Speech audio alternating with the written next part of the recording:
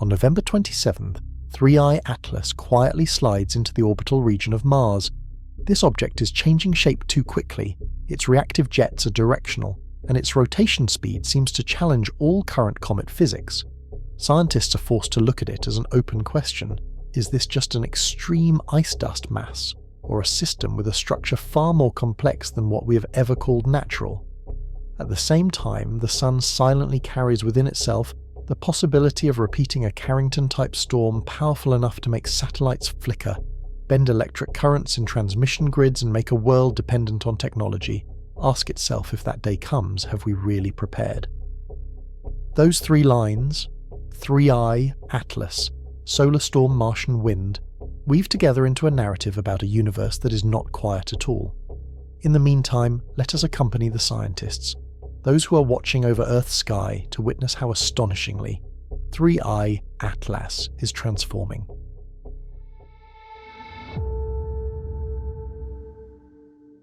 By the time 3 Atlas slipped inward to the orbit of Mars, the planet and the visitor were still separated by tens of millions of kilometers.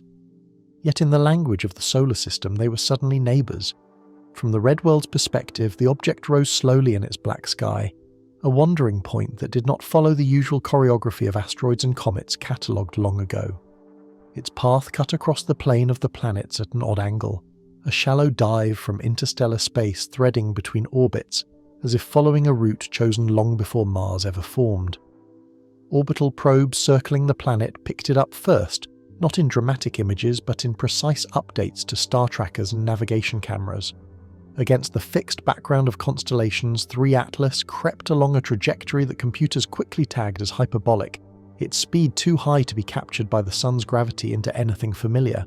Scientists on Earth and at Mars compared notes cross-linking observations from two worlds. The numbers agreed this was not a local fragment of rock or ice, but a visitor passing through once then gone forever. In quiet moments, some allowed themselves to imagine the geometry differently. If Mars had been a little farther along in its orbit, if the timing had slipped by even a few weeks, the two bodies might have shared not just a sky, but a close encounter, two very different worlds briefly feeling each other's presence more strongly.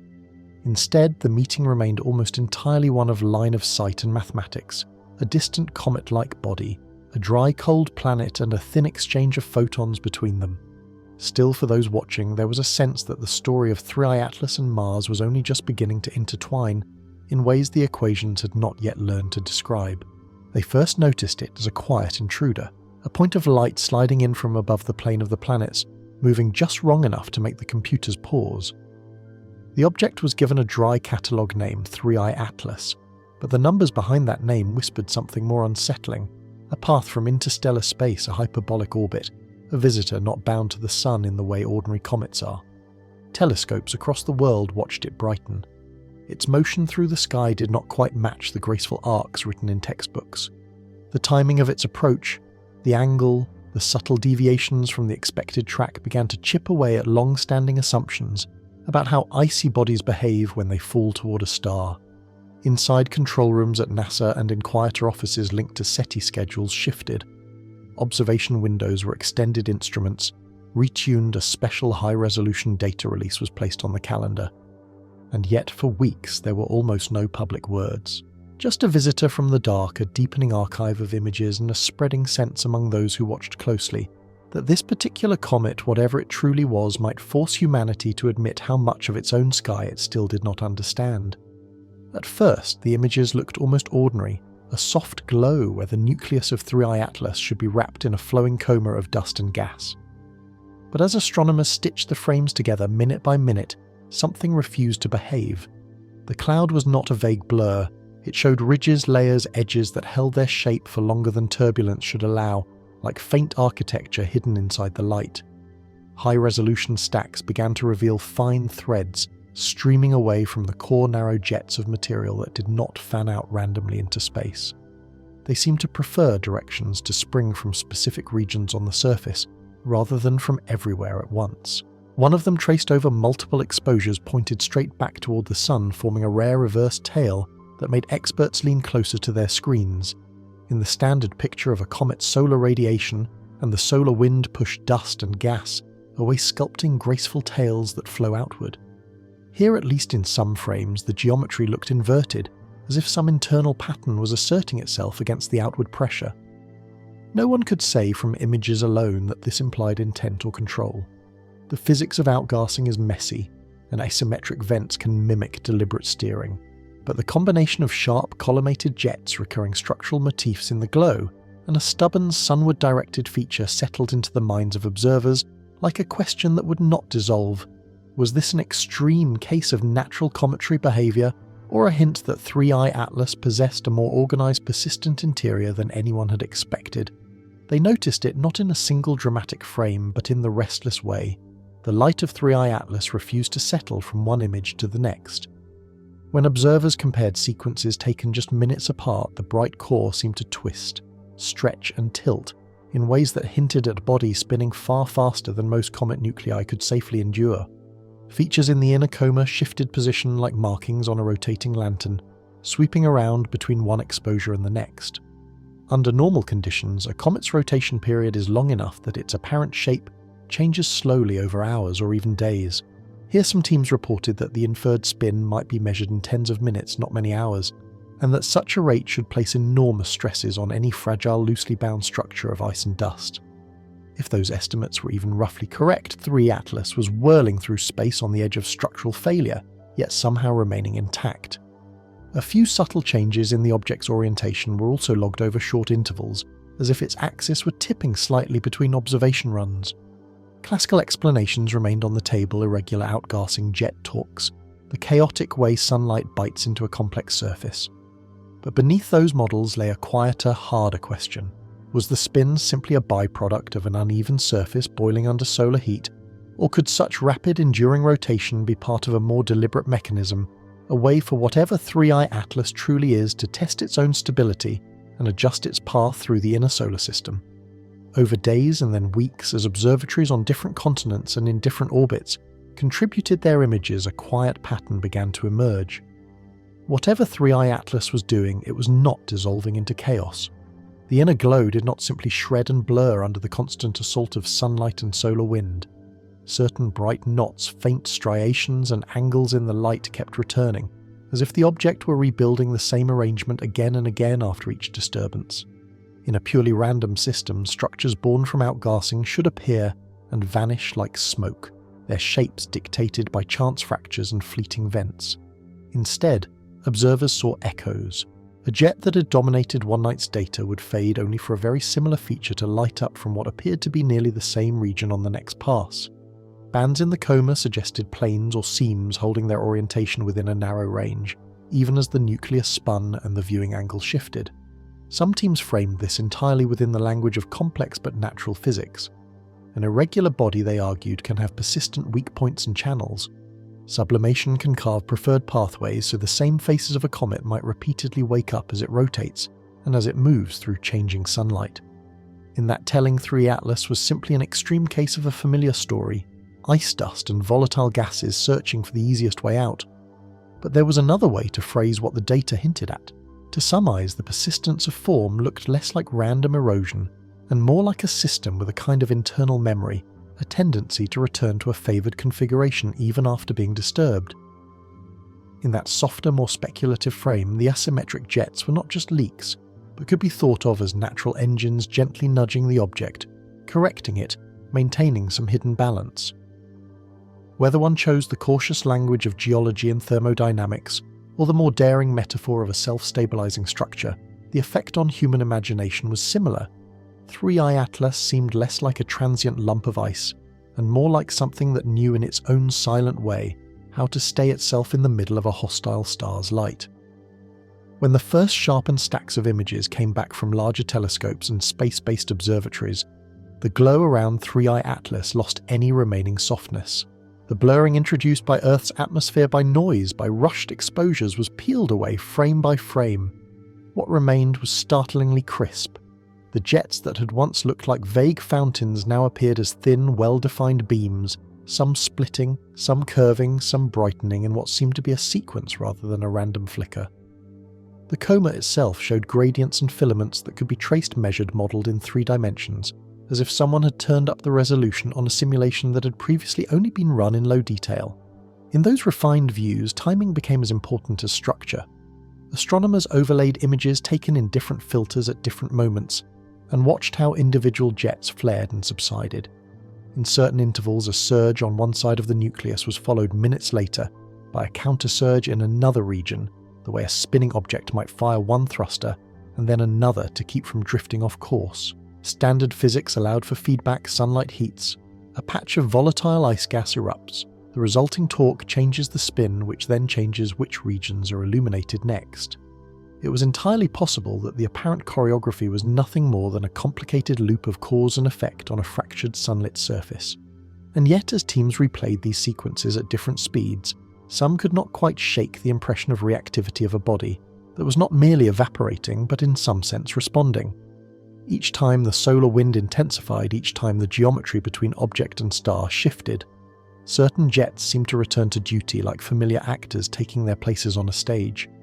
The organizations tasked with listening for artificial signals from the cosmos, including SETI, chose their words carefully, or chose not to speak at all, while the scheduled release of high-definition data crept closer on the calendar.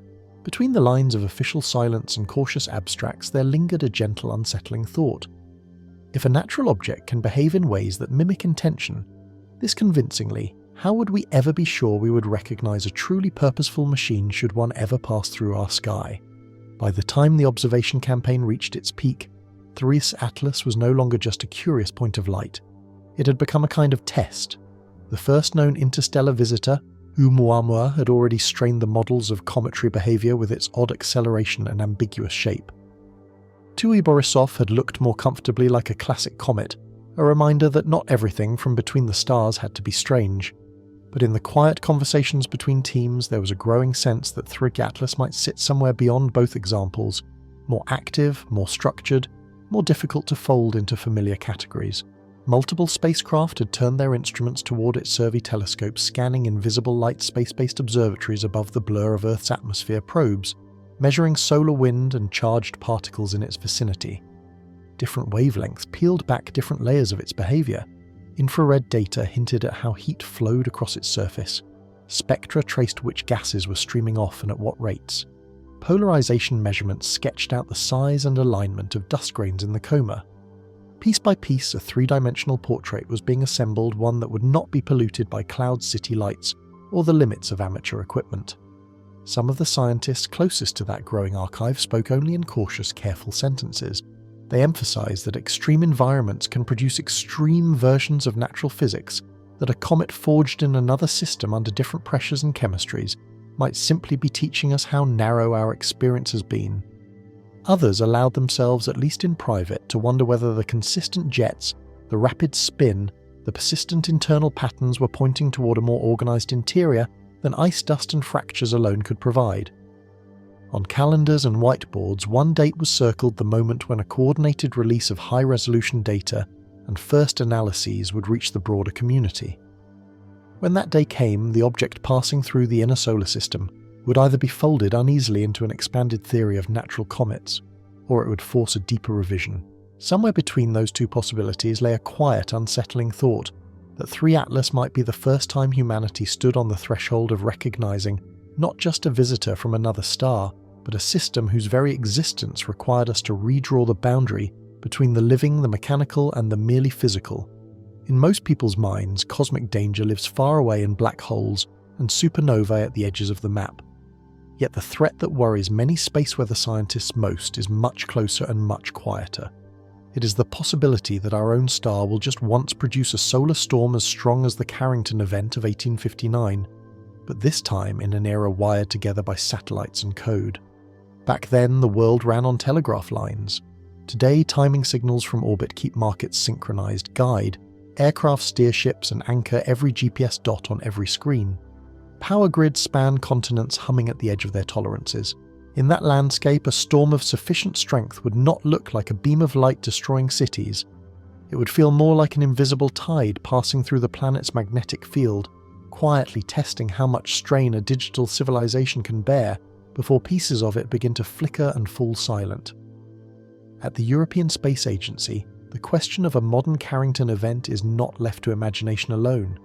engineers and physicists have taken the scattered pieces of history data from smaller storms and the architecture of today's infrastructure and woven them into a single severe scenario. On their simulations, the sun does not simply flare, it performs a 3-act play, each stage testing a different layer of our technology. In the first act, a powerful burst of X-ray and ultraviolet light races outward at the speed of light reaching Earth in just minutes and shocking the upper atmosphere. In the second, a storm of high-energy particles follows racing along magnetic field lines towards satellites and astronauts. In the third and most dangerous act, a massive coronal mass ejection, an expanding cloud of magnetized plasma, slams into the planet's magnetic shield, hours later pushing and twisting it in ways that can drive currents through the ground itself.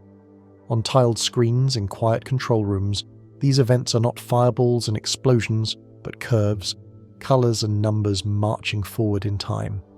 The purpose is not to dramatize the end of the world, but to watch step by step how and when systems fail, which links snap first in the long chain that holds a digital society together. In those modelled futures, the storm always ends. What remains as the screens go dark is a different kind of question, not whether such an event will come, but how prepared we will choose to be when it does. The first stage arrives without warning to the human senses. There is no bright flash in the daytime sky that an untrained eye could distinguish, no crack of thunder. 8 minutes after the surface of the sun tears open in an X-class flare, the pulse of X-ray and ultraviolet radiation reaches Earth and begins to work in silence high above the weather. At the edge of space, atoms in the upper atmosphere are stripped of electrons. Layers that normally bend and carry radio waves swell and shift. On certain frequencies, signals that once wrapped easily over the horizon scatter, fade, or vanish. Pilots on long polar flights might notice that their usual high-frequency channels are suddenly unreliable. Controllers switch them over to different systems. To most of the world, nothing seems wrong. Yet around the curve of the planet, the map of invisible communication routes has already begun to deform. In the ESA simulations, this first act is brief, like the intake of breath before a storm. The second act carries mass and with it momentum. Within tens of minutes to a few hours of the flare, a surge of energetic protons and electrons peels away from the sun, racing outward along twisted magnetic field lines. These particles can penetrate deep into satellite electronics, flipping bits, burning tracks in delicate components, forcing some spacecraft into safe mode, and leaving others stumbling in ways their designers did not fully anticipate. For astronauts beyond the thickest part of Earth's magnetic shield, such storms are not abstract at all. They're events to be ridden out behind layers of shielding, trusting that calculations made years earlier were generous enough. From the ground, the planet still looks unchanged. Cities glow, aircraft cross the night data flows through cables and through the air. But in orbit, a thin shell of machines absorbs the brunt of the sun's impatience, each one enduring, failing or recovering according to the way it was built.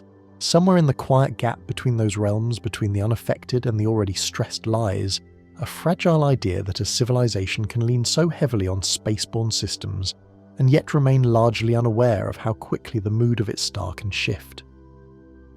Hours after the flare, the third stage arrives, not a flash but a moving landscape of plasma, a coronal mass ejection billowing through space like a slow, invisible tsunami. Unlike the earlier radiation and particles, this cloud carries its own magnetic field, tangled and complex. When it finally reaches Earth, it does not simply wash past. It presses against the planet's magnetosphere, compressing it on the day side, stretching it into a long tail on the night side, and in some alignments it locks field lines together and then snaps them apart. From space, the effects bloom as curtains of aurora surging far beyond their usual polar bounds. From the ground in places, instruments begin to feel something stranger. As the magnetic field heaves and shudders, it drives currents through the crust and through the long wires we have strung over it. Transformers on high-voltage lines strain under loads they were never meant to bear. Protection systems trip grids. Fragment pockets of darkness appear on a map that was bright a moment before. The storm will pass. The magnetosphere will recover. What remains uncertain in every serious study is how much of the machinery we depend on will ride out that long unseen wave intact. On the surface of the Earth, the chain of consequences is measured not in glowing aurora, but in minutes of silence, hours of outage, days of slow recovery. When a geomagnetic storm of Carrington strength couples strongly into the ground, long power lines begin to act like antennas. Currents are driven through hundreds of kilometers of cable and into heavy transformers that were designed for steady, predictable loads. Some withstand the stress, others overheat, saturate, or fail in ways that require specialized replacements, components that cannot be swapped out like light bulbs, and that entire regions quietly depend on. Navigation systems that lean on GPS timing start to drift as signals are distorted or briefly lost. Air traffic managers reroute flights away from polar routes, financial networks fall back on backup clocks, and portions of the internet are forced onto narrower paths. In the most severe modelled cases, islands of stability remain, but large areas of the map experience rolling blackouts, broken links, and the slow, awkward work of restarting pieces of a machine that was never meant to be fully turned off. No reputable model promises the end of civilization in a single storm. The more sober conclusion is both less dramatic and more troubling, that a highly connected world can be bruised in many places at once, and that recovery will be limited not by physics, but by planning logistics and the patience of the societies affected. In that sense, the true vulnerability is not our technology, but our assumption of effortless continuity everywhere. In the language of space weather, a storm on the scale of Carrington is not described as if, but as when. The statistics are rough, drawn from ice cores' historical records, and a short modern baseline of satellite data, yet they point in the same direction. Over centuries, stars like the Sun occasionally produce events at the upper edge of their power, and planets in the way simply have to endure them. The near miss of 2012, when a massive coronal mass ejection crossed Earth's orbit, just days after our planet had moved on, is often cited as a reminder. Nothing happened here, and yet in another alignment that same cloud could have been our test. Now, as the Sun climbs toward the peak of its 11-year activity cycle, the background risk rises quietly with it. Solar maximum does not guarantee catastrophe, but it does load the dice. Somewhere in that slow turning of probabilities lies an uncomfortable truth that a single rare event entirely natural and fully expected on stellar timescales could become one of the defining technological challenges of a human lifetime. Around the world, a loose net of spacecraft now watches the Sun not for beauty but for warning. Sensors at L1 stare straight into the solar wind. New missions planned for L5 will watch eruptions from the side, giving precious extra hours of notice when a dangerous cloud is on its way. With that time, satellite operators can shift to safe modes, grid controllers can reconfigure networks, and airlines can redraw routes across the sky. It is not a shield, and it will never be perfect. But it is a beginning, a planet quietly learning to listen to its star. For a long time, Mars was described in simple, almost comforting terms: a thin, cold atmosphere, a sky the colour of diluted rust, winds so gentle that even at their strongest they could scarcely stir the dust under a human boot. Textbooks sketched a world where air existed mostly as background, a faint envelope around rock and ice. In that picture, the real drama belonged to the distant past, ancient rivers, vanished lakes, while the present-day climate seemed muted, almost sleepy. But as new measurements accumulated, that quiet image began to fray. High above, the old landers and rovers' orbiters watched subtle veils of dust lift and spread, saw dunes creep across valleys, traced faint streaks and ripples that appeared shifted and reappeared again. The atmosphere was thin, yes, but it was also restless. The more carefully scientists looked, the harder it became to treat Martian air as a passive backdrop. Instead, it started to resemble a dynamic system in its own right, with winds strong enough to redraw the surface grain by grain year after year. For nearly 2 decades, cameras aboard Mars orbiters have been quietly collecting images, long sweeps over canyon rims, crater floors, dusty plains. More than 50,000 high-resolution frames have piled up in archives, each one a frozen moment in a slow alien weather report. For years, human eyes and simple algorithms skimmed those pictures, marking obvious dust storms, tracking large seasonal changes, and leaving countless smaller details untouched, simply because no one had time to trace every faint swirl on every patch of ground. That is where machine learning entered the story. A research team trained a deep neural network to recognize the signatures of dust devils and other small-scale disturbances, thin plumes, spirals and streaks almost swallowed by the surrounding terrain. The model was first fed with carefully labelled examples, then unleashed on the full archive from orbiters like ExoMars Trace Gas Orbiter and Mars Express. where earlier surveys had catalogued hundreds of events, the AI now flagged thousands, mapping when and where tiny columns of dust flickered into existence across the planet. Patterns began to appear: preferred regions, favoured seasons, subtle links between topography, sunlight, and the birth of these brief whirlwinds. To scientists used to thinking of Mars as quiet, the result felt a little like turning up the gain on an old recording and suddenly hearing a background rhythm that had always been there. The planet's thin air was not simply drifting, it was pulsing, stirring, organising itself into countless small experiments in motion, and for the first time there was a tool patient enough to watch them all.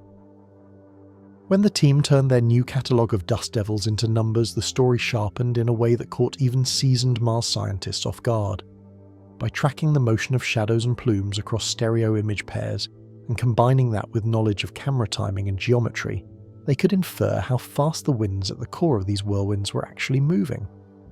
The figures that emerged from roughly 300 well-measured events clustered around values no one had seriously expected: peak speeds of about 44 meters per second, on the order of 160 kilometers an hour. On Earth, such winds would be associated with severe storms capable of toppling trees, tearing at roofs, driving rain sideways. On Mars, the air is far thinner, less than 1% of Earth's surface pressure, so the force those winds exert on a person or a structure would be weaker than the raw speed suggests. Yet for dust grains, for sand-sized particles perched on slopes and dunes, that combination of speed and low density is more than enough.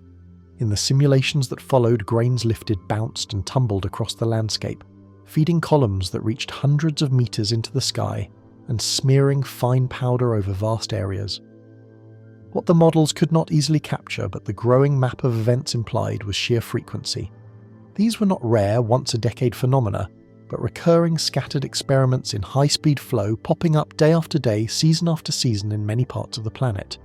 The idea of Mars as a place of weak, ineffectual breezes no longer fit. In its place came a picture of a world where invisible fingers of fast-moving air routinely reshaped the surface at small scales. For future explorers, the finding hinted at a paradoxical comfort, a dangerous beauty in knowing that even on a quiet, distant planet, the wind is fully awake and has been at work far longer than any human footprint will last. On Mars, dust is not just a nuisance that settles on camera lenses and solar panels. It is one of the main ways the planet moves energy around. Tiny grains lofted by fast winds absorb sunlight more efficiently than the thin gas around them, warming pockets of air and setting up temperature contrasts that drive circulation on larger scales. Once in suspension, the particles can stay aloft for long periods, turning the sky hazy, softening shadows and changing how much heat reaches the ground by day and how quickly it escapes back to space at night. In that sense, every dust devil, every gust strong enough to lift sand from a dune, becomes a small engine feeding into a much larger climate machine. The new measurements suggest that not only the tight cores of whirlwinds, but also the stronger straight-line winds around them contribute significantly to this process. They act together to scoop material from some regions, deposit it in others, and keep a fine veil of dust in motion across the globe. Climate models that once treated dust as an occasional addition now have to promote it to a central role, a moving heart that beats in time with the seasons quietly dictating how the cold, dry air of Mars really behaves. Over long spans of time, the winds that lift and carry Martian dust do more than stir the air. They quietly rewrite the surface. Dunes that once seemed frozen in place have been caught in before and after images, creeping across crater floors and climbing low ridges. Dark streaks appear on slopes as fresh material is exposed, then fade as a new layer of dust settles, only to be replaced by others nearby. Ripples only meters across shift their positions between orbital passes, proof that even modest gusts repeated often enough can rearrange entire fields of sand. Unlike the sudden violence of an impact, this is a kind of geology that works by persistence rather than shock. Each storm, each season of stronger winds moves grains a little farther along invisible paths. Over years, those small steps add up. Valleys are slowly scoured, hollows filled, and the outlines of once sharp features softened. To look at such landscapes from orbit is to see not a dead world, but one in which the primary sculptor is still at work, an artist made of thin air and countless patient gusts etching and re-etching the same canvas under a cold red sky. For future missions, those fast, dust-laden winds turn from an abstract curiosity into a design constraint. Every exposed surface on a lander or habitat must face years of abrasive particles, striking at high speed, slowly sanding down coatings, scouring seals, clouding camera windows and sensor covers. Solar panels, if they are used, do not just need to generate power. They must either shed dust efficiently or be backed by systems that can clean them again and again without human hands. Hinges, joints and airlocks have to be built with the expectation that fine grains will try to work their way into every gap carried by gusts that may return many times in a single season. At the same time, engineers can treat the wind as a potential ally. Structures can be shaped so that the prevailing flows sweep dust away rather than into critical areas. Some concepts imagine buried or partially recessed habitats using the ground itself as a shield, while only the most robust components face the open air. In all of these plans, the new measurements serve as a quiet warning and a guide on a world where even thin air can move at highway speeds. Survival is not only about enduring cold and radiation, but about learning to live with a sky that never fully rests. The realization that Martian winds are stronger and more active than expected forces a quiet overhaul of the planet's climate models. Equations that once treated dust lifting as a marginal process now have to account for frequent high-speed events that inject particles into the air far more efficiently. Global circulation models are adjusted, their parameters nudged and retuned so that simulated temperatures, pressures and hazes line up with what orbiters and landers actually see. Each new dataset from cameras and weather stations becomes another anchor point, tightening the fit between theory and the restless sky it tries to describe. For human explorers, this is more than an academic exercise. Accurate forecasts of dust storms, strong gusts and changing visibility become tools of survival, guiding when to walk outside, when to move vehicles, when to close hatches and wait.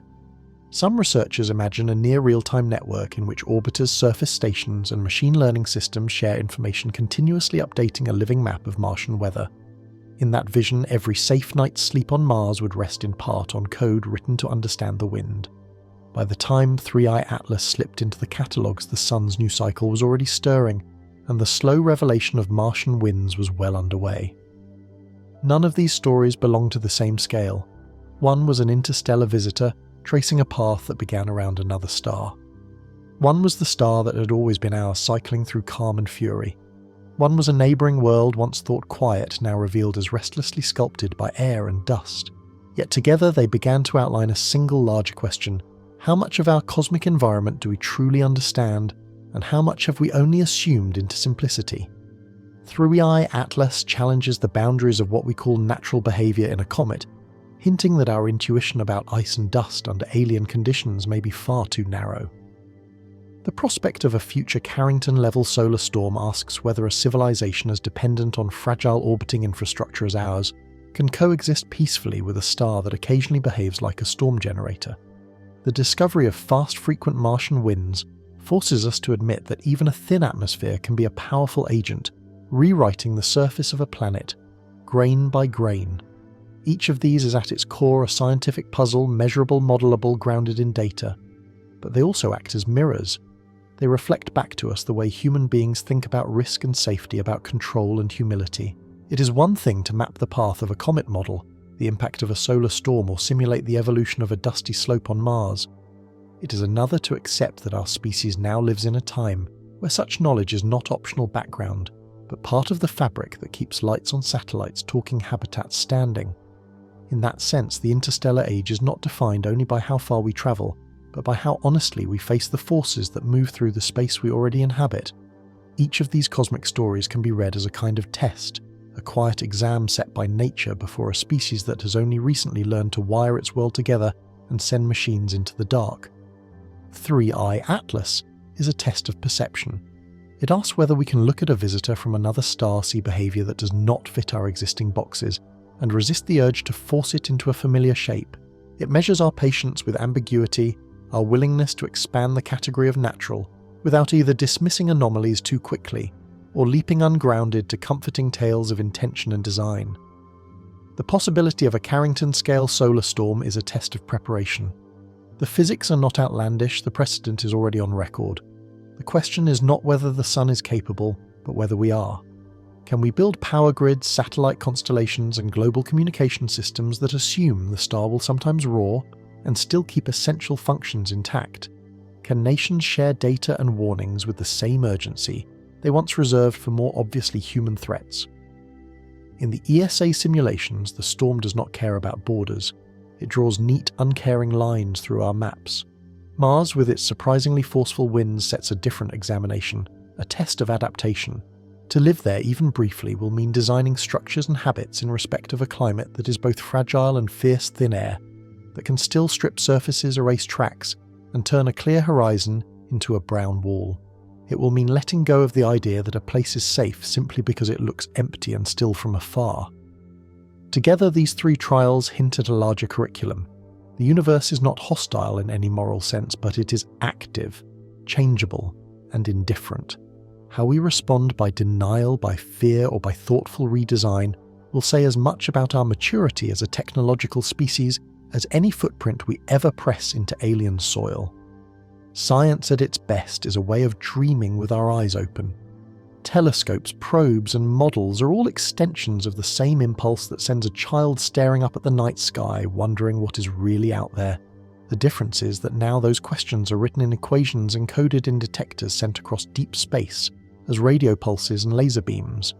Each dataset, each carefully reduced curve of light or trace of particles, is a small fragment of a much larger story about how the universe behaves when no one is watching.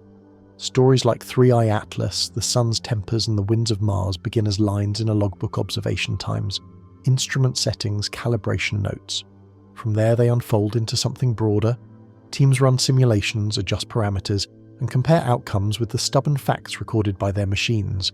They are in a sense exploring parallel worlds on screen, a version of events where the comet is ordinary, another where the solar storm hits harder, another where Martian air is weaker or stronger. Most of these branches are gently discarded when the numbers refuse to match. A few linger, reshaping what textbooks will one day say. In that process, the boundary between dream and waking thought is thinner than it seems. Hypotheses are after all a form of disciplined imagination, ideas about what might be true if certain patterns hold. The awakening comes when new data either supports or dissolves them, leaving behind a clearer view of how things are. Sometimes that clarity is comforting, sometimes it is not. But it is always a kind of light. For those listening in the dark, drifting towards sleep, there is a quiet reassurance in this. While you rest, instruments continue to watch the sky, models continue to run, and questions continue to be asked in a language built to be tested. The universe may be full of surprises, but it is not beyond understanding. Night by night, year by year, science narrows the gap between what we fear in the unknown and what we can face with open eyes when morning comes. While you close your eyes, the universe does not pause. 3-Eye Atlas continues along its long cold arc, the sun keeps threading loops of plasma through its magnetic fields, and thin Martian air still lifts dust in small patient spirals. Telescopes track antennas, listen computers quietly, compare what happens with what was expected. Somewhere between those two, between prediction and reality, is where understanding slowly grows. You do not need to hold any of it tonight. It is enough to know that the sky is being watched, that questions are being asked, and that you're allowed for a while simply to sleep beneath it.